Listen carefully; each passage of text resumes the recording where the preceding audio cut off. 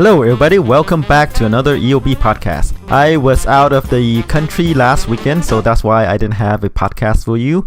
I'm not doing a video right now, only audio because I look as tired as I sound. So only audio today. We're coming back with a video next week, hopefully. Okay, so let's jump right into what we're here for.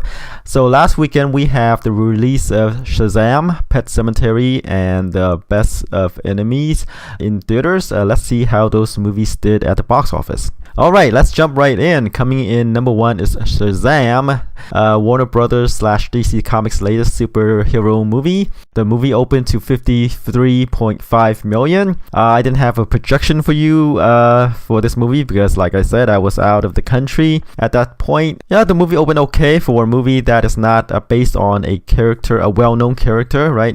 It's not Batman, it's not Superman, nor Wonder Woman. It opened below Aquaman. Aquaman opened to about 68 million. This one's Shazam, I believe a lesser known character. I believe I'm not totally into the DC Comics universe, so it opened to 53, which is, I believe, okay for a movie that costs 100 million to make. Overseas, it pulled in 102 million for a worldwide total of 159 million. Reviews wise, this movie is actually pretty well reviewed for DC movie, 92% on the tomato meter and an A cinema score. So it bodes well for its staying power. Let's see how much this movie will drop in the second weekend, but going by the reviews alone, it looks like it's gonna have some staying power, maybe in the low 50s, in the second weekend.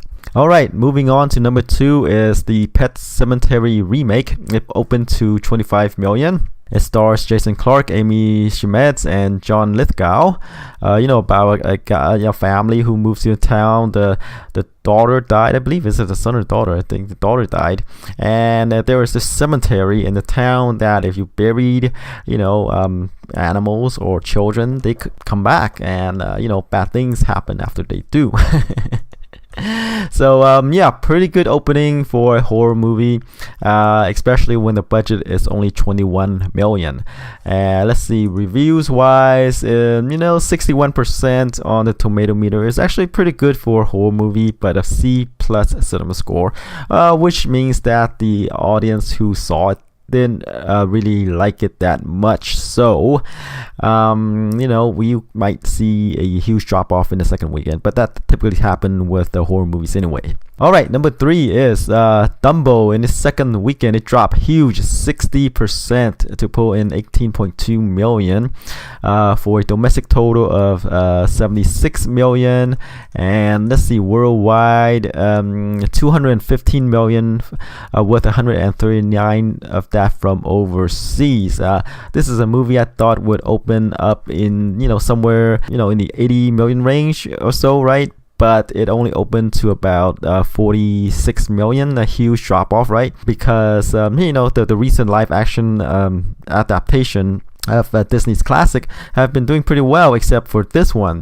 This one didn't open that well. Budget is 170 million. Overseas, it pulled in 139 million for a worldwide total of 215 million.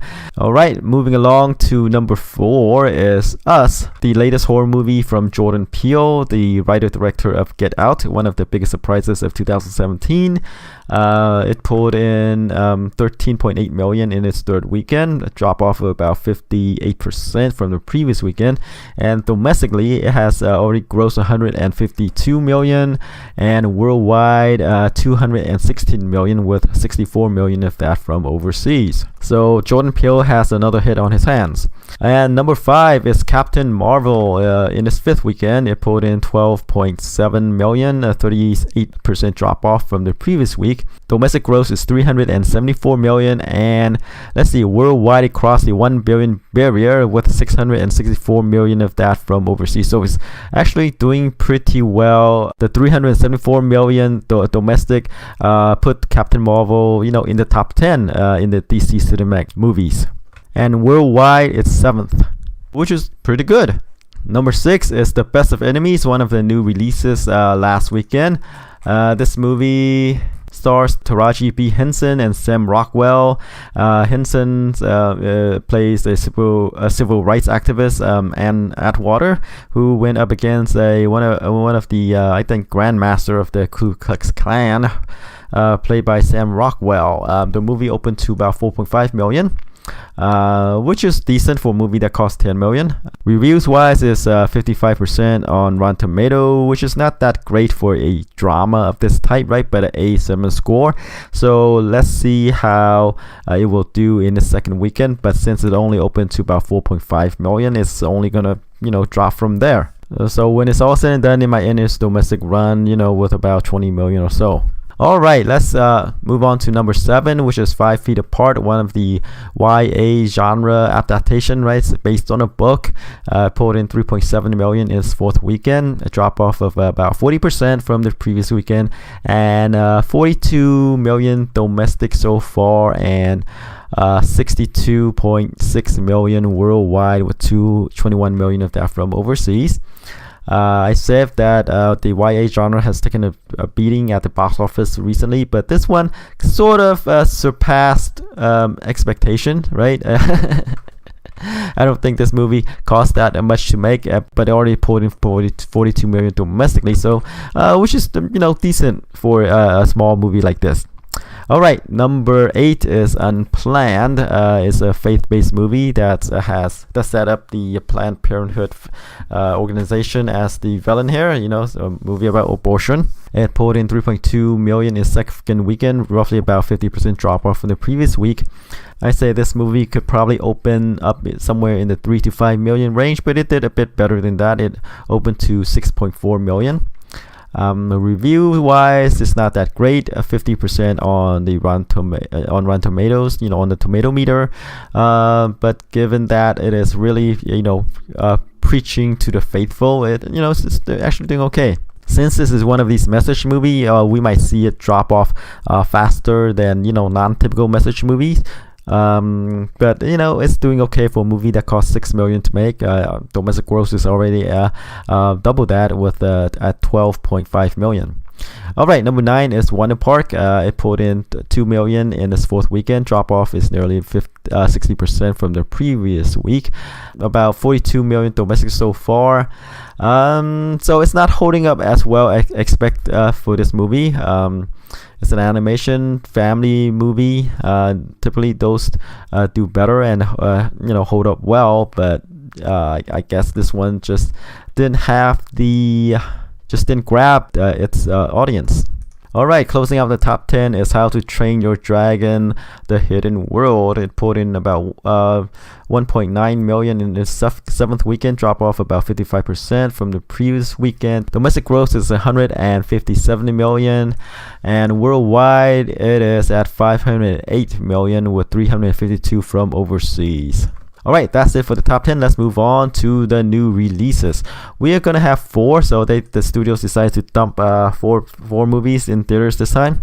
We have After. It's based on a novel by Ann Todd, another in the YA genre. And then the comedy starring Regina Hall, titled Little. And Missing Link, the new animation studio from Laika Studios.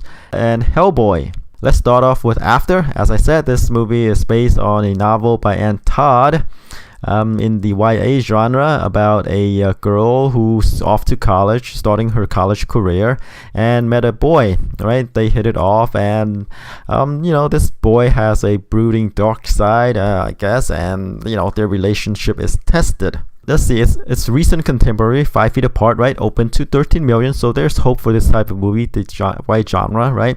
For this romance of this type. But the thing with 5 Feet Apart is that it had help from Spring Break, but this one doesn't have that sort of help. So how well will After do? I think it's probably gonna have a 5 million opening. Like I said, it's in the YA genre, which has been on shaky ground, hit or miss, very miss in the recent years, right? With a couple of exceptions like 5 Feet Apart, right? So I think this After is gonna be fall on the side of the misses as well. So 5 million opening for After. Up next is Little, the comedy starring Regina Hall as a Korean woman who has a nasty side. Her staff hates her.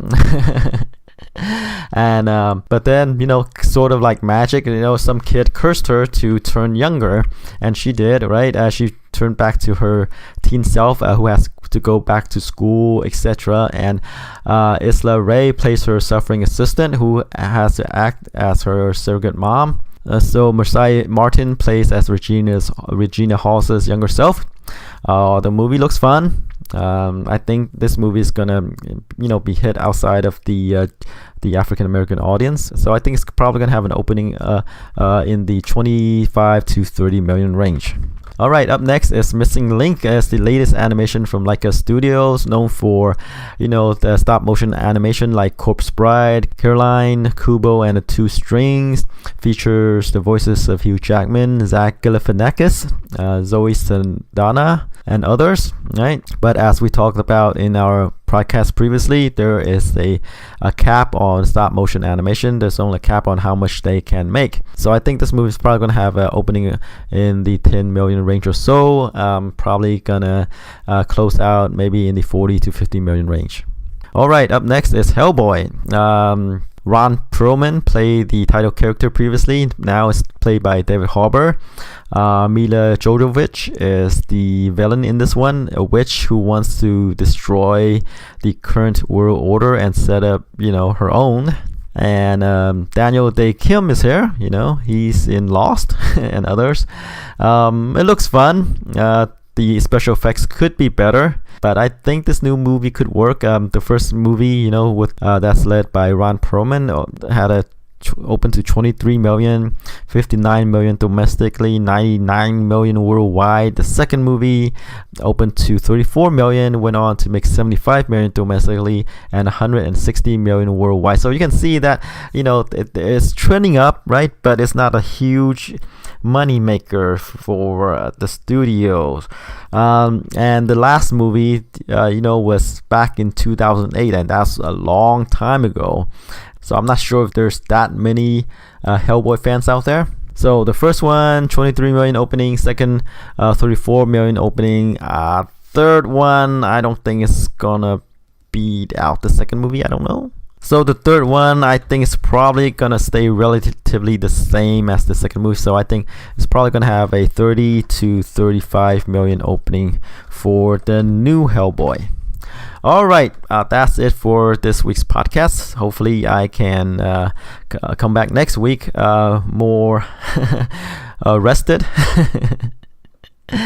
Well, until then, tune in next week to see how my projections went. Until then, take care. Bye bye.